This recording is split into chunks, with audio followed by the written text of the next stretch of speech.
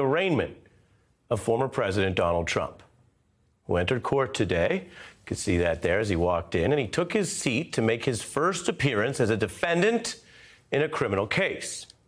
This is what that moment looked like. This is here, the photo right before the arraignment officially began, and the news photographers then left the room.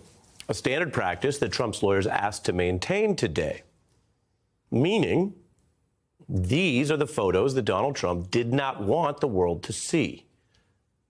Trump appeared at times somewhat sullen, flanked by his expanded legal team. He went on to plead not guilty today. He was watched over, as you can see here, by court officers who are there not to protect him, as he is accustomed to as a former president in so many other scenarios, but to keep order over the proceeding and potentially him or anyone else. This is what the rule of law looks like in America. I'm leaving these photos up for you as we begin our coverage tonight so you can take it in, because there are so many people, including the defendant, who tried to prevent this day from ever occurring, regardless of what comes after. This was something they didn't want to happen in America.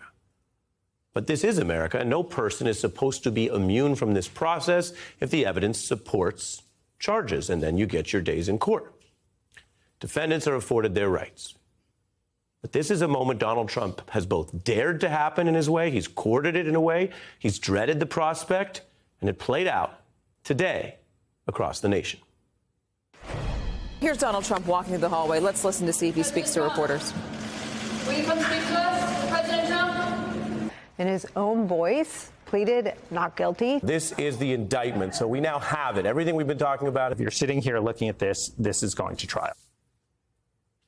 Now we have the unsealed indictment for the first time. The DA charging Trump on fraud, lies, and election crimes, and a plot stretching from Trump's convicted lawyer turned whistleblower to the cooperating media company.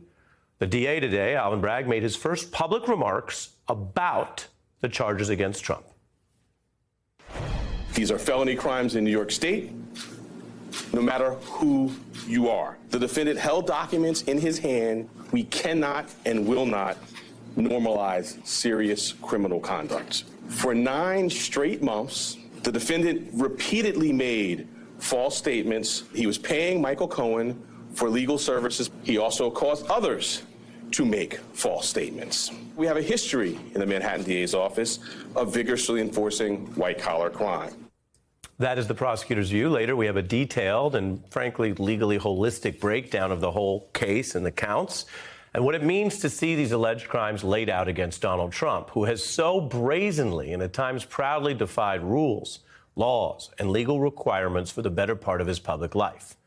And that's not all, because he's not the first and perhaps won't be the last government official, government veteran, former public official to get caught up in indictable activity.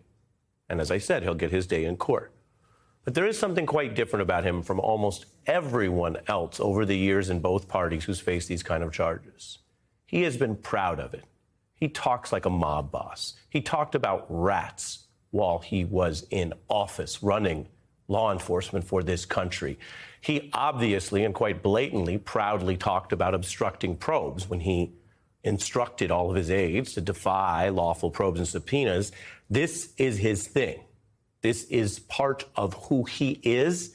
And if you've been paying attention in America, you may have noticed a lot of people, including some of the folks who bludgeoned and attacked and tried to kill officers in the Capitol on January 6th.